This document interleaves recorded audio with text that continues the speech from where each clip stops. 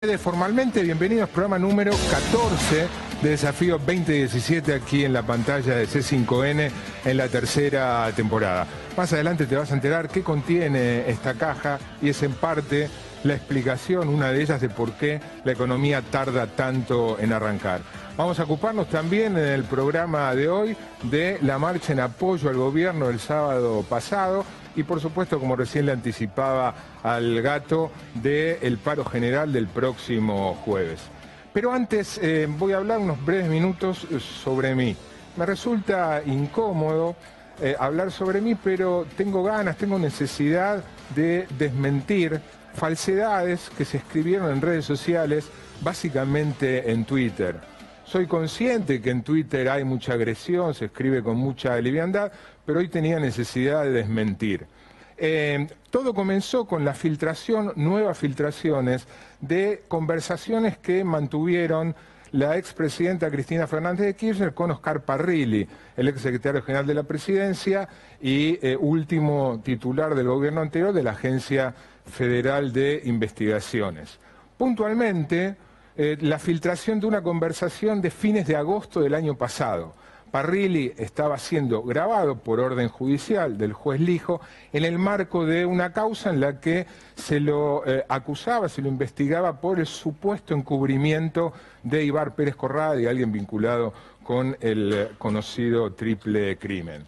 En un momento, Cristina le ordena a Parrilli matar a la diputada Margarita Stolbizer, matar en sentido figurado.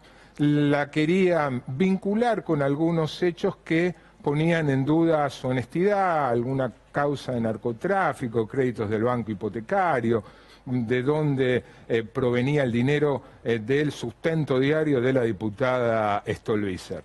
Parrilli le responde a Cristina, le dice: esta tarde voy a hablar con Slotoviazda.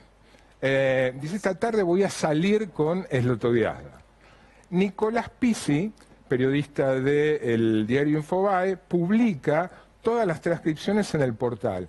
Y a partir de ahí, de distintas maneras, se publica en Twitter diciendo que eso demuestra que yo formé parte del aparato mediático del kirchnerismo. No formo ni formaré parte de ningún aparato mediático. ¿Qué es lo que pasó? ¿Qué es lo que quiero desmentir? Sucedió que efectivamente Parrilli se comunicó con la producción del programa de radio que yo conduje hasta la semana pasada en Radio del Plata. Y le pide a la producción, para decirlo vulgarmente, le pide pista para salir en el programa. La producción me consulta, yo estaba al tanto de cómo venía ese día informativamente y no tenía ningún interés en entrevistar o en darle pista para que Parrilli pusiera en duda la honestidad de Margarita Stolbizer con los argumentos que yo ya conocía. Todo esto en el marco de por qué la reacción, porque Margarita Stolbizer había cuestionado manejos supuestamente irregulares del Instituto Patria, que preside Cristina y que conduce Parrilli. La producción me consulta y yo no estuve de acuerdo. Y de hecho, Parrilli no salió. Parrilli debe haber pensado, prejuiciosamente, tal vez, que por el hecho de yo estar trabajando en una radio con afinidad alineada, si se quiere, con el kirchnerismo, él tenía atribuciones para salir donde quisiera. Bueno, conmigo eso no funcionó así. Tanto que no solo no salió esa vez, sino que la última vez que yo entrevisté a Parrilli, creo que fue hace 2 años, en el 2015, cuando fue nombrado titular de la Agencia Federal de Investigaciones. Sencillamente eso, quería desmentir, pues tenía necesidad de hacerlo, que no formé, ni formo, ni formaré parte de ningún aparato mediático, ni del kirchnerismo, ni de ningún otro. Hecha esta aclaración, esta desmentida, bueno, empezamos con el programa. El primer tema, la sorpresiva para muchos, me incluyo, la sorpresiva concurrencia el sábado pasado a la Plaza de Mayo de gente en apoyo al gobierno. José Natanson, muy buenas noches. ¿Qué tal, Marcelo? En un ratito, buenas noches. se preguntan qué hay en esta caja en un ratito. Sí, estás como agitando el misterio. Sí, la caja negra. La caja negra. ¿Qué habrá? Bueno, efectivamente, el sábado hubo una concurrencia muy masiva, para sorpresa, creo que de opositores, de oficialistas y de analistas, a la marcha de apoyo al gobierno, que se convocó principalmente en la Plaza de Mayo, pero que tuvo sus réplicas en diferentes plazas del país. Lo primero para decir es que obviamente cuando hay un montón de gente en la calle, creo que siempre uno tiene el deber analítico, casi diría, de tratar de entender qué es lo que pasó. Y en ese sentido me parecía que podíamos plantear que en la Argentina, programa pasado veníamos hablando de la historia de movilizaciones, hay dos plazas que son tipos ideales de plaza.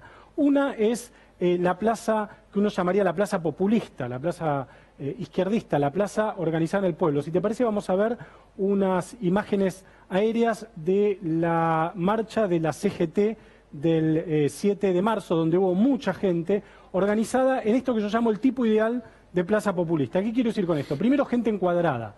Gente que llega en columnas, gente que llega organizada, gente que... En colectivos, como dijo el presidente el sábado, ¿no? Efectivamente, ahora vamos a ir a los colectivos y a los choripanes. Gente que llega dentro de sus organizaciones, que se reconoce como formando parte de sindicatos, movimientos sociales, partidos políticos, líneas internas de partidos políticos, algo muy caro al Partido Radical, que forma hoy parte del dispositivo oficialista. Es decir, gente que se reconoce no como una simple agregación de individualidades, es decir, no somos gente suelta que va, camina y llega, a lo sumo con una familia, sino que están dentro de organizaciones más amplias. La supraorganización de esto es, por supuesto, el pueblo.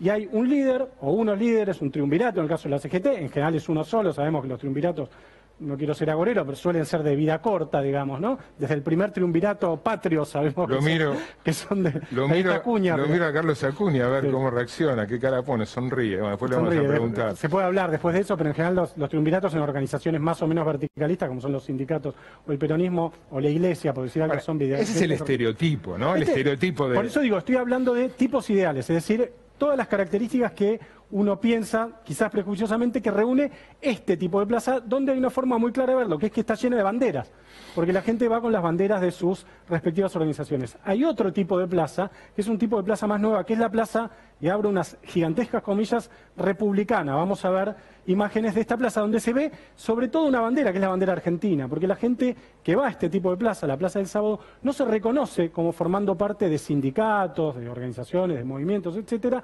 sino que se reconoce como sujetos individuales que van y se manifiestan, y que tienen un valor, o ellos dicen, un valor supuestamente primordial y muy importante, que es la espontaneidad. La idea de que la gente se convoca de manera espontánea. En realidad, siempre que hay una plaza hay algún tipo de convocatoria. La hacen las redes sociales, la hacen los periodistas, la hace Acuña, la hacen los sindicatos. Siempre hay una organización. No se juntaron decenas de miles de personas de casualidad. Sí, aunque sea para poner fecha y hora, algún mínimo de organización tiene que haber. Esta plaza le critica a la plaza populista, es decir, la plaza republicana le critica a la plaza populista lo que ellos llaman la hipótesis del colectivo y el choripán. Digamos, hoy el presidente dio marcha atrás con la idea del choripán, dijo que el choripán era una gran comida argentina, claro. Marcha atrás más o menos. Bueno, dijo que era una comida, que era muy rico el choripán y demás. De todos modos sabemos simbólicamente de lo que estamos hablando, que es de la idea del choripán y la idea del colectivo. Vamos a ver si te parece, Marcelo, una foto donde se ven los colectivos que llevaron a mucha gente que fue a la despedida de Cristina antes de su salida del gobierno, antes de dejar el gobierno. Es un acto muy multitudinario, muy masivo en la Plaza de Mayo, donde había muchos colectivos, ahí los estamos viendo. La hipótesis del colectivo es una hipótesis, desde mi punto de vista, absolutamente pava, la idea de que la gente que va en colectivo es menos libre que la gente que no va en colectivo. Lo que pasa es que esta plaza, la plaza populista, la gente que va vive más lejos, básicamente vive más lejos. Vive en el segundo o tercer cordón del conurbano, por ejemplo, digamos, o en el interior. Le es más difícil, o por lo menos le es más caro, ir con la SUBE, ¿no? Que fue uno de los gritos, una de las consignas del sábado pasado. Yo invertiría el razonamiento, digo, la gente que fue desde, se tomó el subte A y 5 estaciones de Caballito a la Plaza de Mayo el sábado para apoyar al gobierno nacional, si tuviera que trasladarse hasta el segundo o tercer cordón, si fuera en Florencio Varela el acto, ¿iría si no la llevaran en colectivo? Una pregunta para hacer. Por eso me parece que la hipótesis esta que formuló el presidente, no es una hipótesis que se me ocurre a mí, es absolutamente pava. Ahora, dicho esto, creo que vale la pena preguntarse cómo fue arrastrado el gobierno a disputar la política en un terreno que no era el suyo. El gobierno no convocaba marchas. ¿El gobierno qué hacía? El gobierno, vamos a ver una foto de lo que para mí es el símbolo de la batalla cultural del gobierno, que es este billete que vamos a ver ahora, donde el gobierno no saca Evita para poner a Frondizi, al Sogaray, a Alfonsín, sino que saca Evita para poner en este caso al Yaguareté. El gobierno no disputa o no le venía disputando al kirchnerismo en los mismos términos. No decía vamos a disputar la calle, decía vamos a disputar el Facebook, vamos a disputar en YouTube, vamos a hacer otra cosa. Bueno, no vamos a sacar Evita para poner al Sogaray o a Frondizi, vamos a sacar Evita para poner al Hornero o al Yaguareté. Por eso me parece que hay algo nuevo que está apareciendo. Y ahora sí cerramos con un último billete que yo creo que por ahí es el billete que el gobierno no se anima a mostrar. Vamos a ver lo que es el billete del... Esto es real, ¿eh? Este es real. Es el billete de Uganda, Marcelo, que como ves tiene un tipo de cambio muy devaluado, porque vale 50.000 chiles, creo que es la moneda ugandesa. Chelines. Sí, chelines sería. Es el billete del gorila ugandés, que es el billete que el gobierno por ahí en una nueva fase de la batalla cultural podría... Sturzenegger no es una idea, ¿eh? No es una idea, no es una idea apropiada. Pregunta, Sí. ¿el gobierno se despegó por miedo a que la Sí. convocatoria fuera escasa? ¿Se despegó del llamado? Sí. Después de la masiva concentración, se montó sobre ella. Sí. ¿Crees que esto cambia algo en la relación política, en la escena política? Yo creo que lo que puede cambiar es la mirada del gobierno, es decir, un gobierno que siente que se tiene que recostar más en su minoría intensa, y perder esa voluntad, por lo menos discursiva o retórica, de contener a todos los argentinos. Un gobierno que siente que le conviene más recostarse en su minoría intensa y que muchas veces actúa más como opositor del kirchnerismo A eso te quería que como preguntar. gobierno. Si tuvieras que elegir, Sí. por supuesto que no son excluyentes, Sí. pero si tuvieras que elegir, ¿fue una marcha de apoyo al gobierno o fue como circuló por ahí que con mucho ingenio, Sí. o fue una marcha opositora de la oposición? No, es que para mí fue una marcha muy opositora de la oposición. Lo que pasa es que es un gobierno que se presenta, cuya identidad política es ser opositor a un gobierno que ya no está, lo cual es curioso. No debe haber muchos gobiernos en el mundo cuya identidad política se construye a partir de la oposición a un gobierno que se fue el 10 de Como dice diciembre. alguno, el gobierno del antikirchnerismo. Efectivamente, y me parece que esta marcha en todo caso puede reforzar ese perfil político del gobierno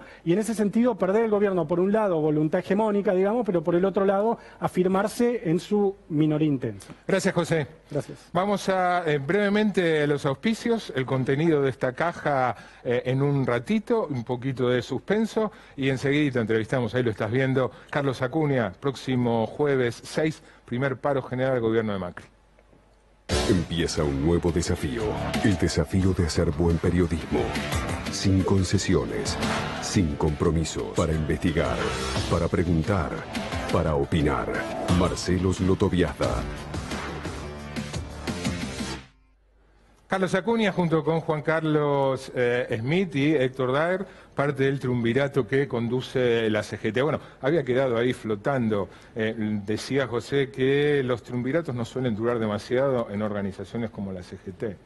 Bueno, posiblemente no entienda mucho, pero lo que es el mundo gremial, ¿no? Hay un líder sindical hoy, y ese líder sindical es la unidad del movimiento obrero, que es más importante que cualquier hombre que pueda ocupar 1, 2, 3 o 5 secretarios generales. Lo más importante es la unidad que tiene hoy el movimiento obrero, y creo que ese es el líder que está conduciendo la CGT. Vos decís que hay conducción Sí. tripartita para rato. A ver, la CGT tiene su consejo directivo, que se reúne, tiene plenarios regionales de la CGT y tiene plenario de secretarios generales y de lo que es los cuerpos orgánicos de la CGT, que son los que deciden, y hasta ahora se viene manteniendo todo muy bien, venimos llevando todo en los tiempos de acuerdo a los mandatos, vamos cumpliendo con lo que tenemos que cumplir. Antes de ir al paro del jueves, Carlos, ¿te sorprendió lo del sábado? No, no me sorprendió porque, a ver, creo que fuiste claro también en algunas explicaciones. Si hacemos un acto del PRO, por ejemplo, en Florencio Varela, seguramente no va a haber nadie. Si hacemos un acto del PRO en Presidente Perón, también va a ser escaso y van a tener que trasladarse de alguna forma. Pero un acto del PRO en Plaza de Mayo, Capital Federal, en este momento creo que la mayoría siempre apoyó al PRO en su momento el radicalismo, porque es una clase social distinta, ni mejor ni peor, distinta, que tiene otros sentimientos, otros intereses, que no son los mismos que un trabajador asalariado. Y la pregunta que yo recién, desocupado. la pregunta que le hacía a Nathanson es, ¿la viste más como una plaza de apoyo al gobierno que una plaza de rechazo para contrarrestar la serie de concentraciones que hubo en marzo? No, la vi una movilización en apoyo al gobierno y que también está bien, hay que respetarlo, porque lo primero que tiene que haber es respeto en esta situación. Hay una sociedad que le gusta como gobierna al pelo. Estamos de acuerdo, no tenemos que agredirla ni tampoco tratarla como si fuera de otro lado, que no fuéramos todos argentinos, ¿no es cierto? Carlos, recién mencionaste la palabra respeto. Macri dijo hoy respecto a al paro del próximo jueves, lo respeto, ahora no lo entiendo. ¿Querés explicárselo? ¿Qué es lo que no entiende? Las razones del paro, el porqué del paro.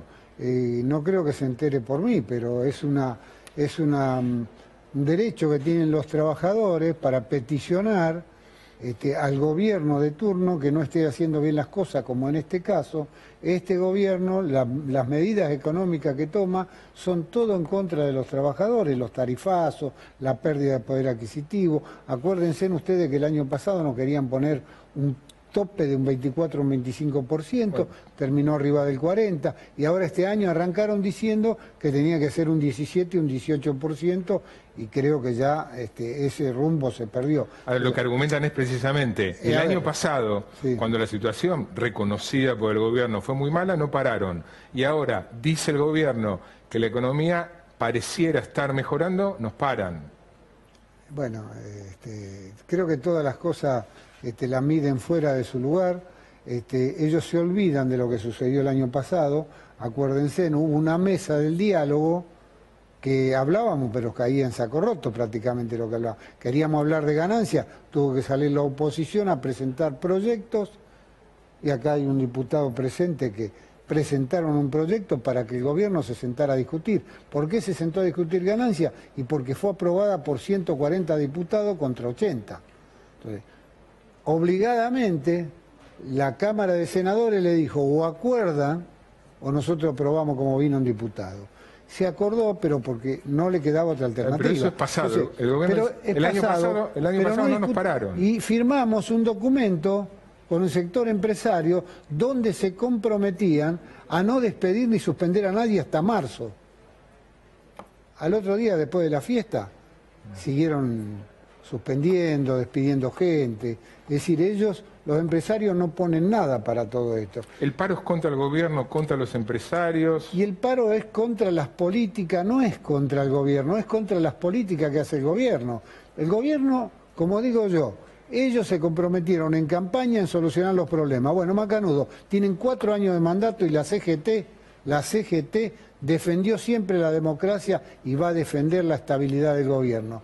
La CGT eso lo va a defender a rajatabla, pero no va a permitir que por eso se avasalle la dignidad de los trabajadores y que hoy tengamos los desocupados que tenemos. Y cuando firmamos un acta con el sector empresario, que son los primeros responsables, pero el gobierno también, porque no los obliga a cumplir el acta que firman, como el bono de 2.000 pesos, como la no suspensión y despido. Bueno, no cumplen. Hoy estamos en marzo. Nosotros dijimos en febrero que íbamos a hacer una movilización el 7 de marzo. Cuando vos anunciás una movilización con un tiempo determinado, porque también estás esperando que cambie la política que le dé respuesta a la gente. Pero no, todo lo contrario, lo que recibís como respuesta, más tarifazo. Se supone, porque además no hay transporte, que el acatamiento al paro va a ser masivo, ¿no? Sí. El país va a estar bastante paralizado, si no totalmente, nunca está totalmente. ¿Pensás, tenés expectativa de que eso mueva al gobierno a cambiar algo importante de su política económica realmente? Yo quisiera eso, pero hasta ahora las demostraciones fueron todo lo contrario. Pero ojalá me equivoque. A ver, yo escucho a algunos funcionarios y dicen, incluso el mismo presidente, el paro no soluciona nada. Claro que no soluciona nada. El paro es una expresión de protesta que tenemos los trabajadores para llevarla adelante. El que tiene que cambiar y que tiene que dar respuesta concreta son ellos están gobernando. Y digo yo, ahora que se aguanten los 4 años, que gobiernen bien, que si ellos gobiernan bien, no se tienen por qué preocupar de nada. Gobernar bien significa tener los buenos salarios, políticas económicas equilibradas. El gobierno tiene que hacer un equilibrio entre el capital y el trabajo, y acá el equilibrio es a favor del capital. No hay un equilibrio. ¿Qué cambios concretos? ¿Qué cambios concretos esperarías de política económica? Por ejemplo, reconocer de que una pérdida del salario, el poder adquisitivo del salario, primero. Segundo, revisar... ¿Vos pensás que no la reconoce el gobierno? No la reconoce. Vos fijate, tenés como prueba el aumento de los bancarios, que era 24,5, y el gobierno fue a la justicia para que no le den el aumento de los trabajadores, los banqueros, que están ganando y ganan muy bien. Entonces, en vez de ponerse a hacer el equilibrio, se pone del lado del capital. Está claro eso. Fue así y están las pruebas, ¿no es cierto? ¿Qué pasa si el viernes, como anticiparon por ahí, después del paro los convocan? Los convocan a una mesa de diálogo. Nosotros vamos a participar de todos los diálogos que sean con respuesta positiva para bien del país. Porque también no nos olvidemos que hoy tenemos un montón de miles de comercios cerrados, tienen que tener una respuesta a eso, pero para que esos negocios tengan respuesta, tiene que tener poder adquisitivo la gente. Entonces, si no tiene plata la gente, no puede ir a comprar esos negocios cerrados, las pymes. Yo te hago un ejemplo, Loto, te hago un ejemplo. Nosotros presentamos proyecto de ley, no ahora en este gobierno, de hace 12 años que venimos, se lo planteamos de la Rúa ya. Y después vinimos presentando proyectos de ley donde le pedimos que terminen con la venta directa. ¿Viste esos tambores que vos ves en el campo que dice directo? Bueno, te hago el ejemplo. En Rosario, 2 ventas directas venden 20 millones de litros por mes. Son 70 estaciones de combustible, son 70 estaciones de servicio funcionando. Además, eso genera mercado negro y además genera adulteración en el combustible, y esos 20 millones de litros de combustible son 70 estaciones de servicio menos, y de las 70 estaciones de servicio son 1.400 puestos de trabajo solamente en Rosario. Carlos, eso está instalado en todo el país hoy. Por último, ¿y qué pasa si después de un paro masivo el gobierno no cambia? ¿Cómo sigue? ¿Cómo sigue? Por eso decía que están los cuerpos orgánicos de la CGT, y de acuerdo al análisis que hagamos entre todos y nos pongamos de acuerdo, se va a imponer la mayoría de cómo seguimos esta situación. Que ojalá no tengamos que seguir en nada y que el gobierno empiece a dar respuesta positiva. Carlos, gracias por venir. No, gracias a usted. Nos vamos ahora a un corte, y cuando volvamos, la sección que inauguramos la semana pasada, SOS Industria, qué está pasando, cómo están padeciendo algunos sectores industriales, y después vamos a abrir esta caja que contiene parte de la explicación de por qué la economía está tardando tanto en arrancar.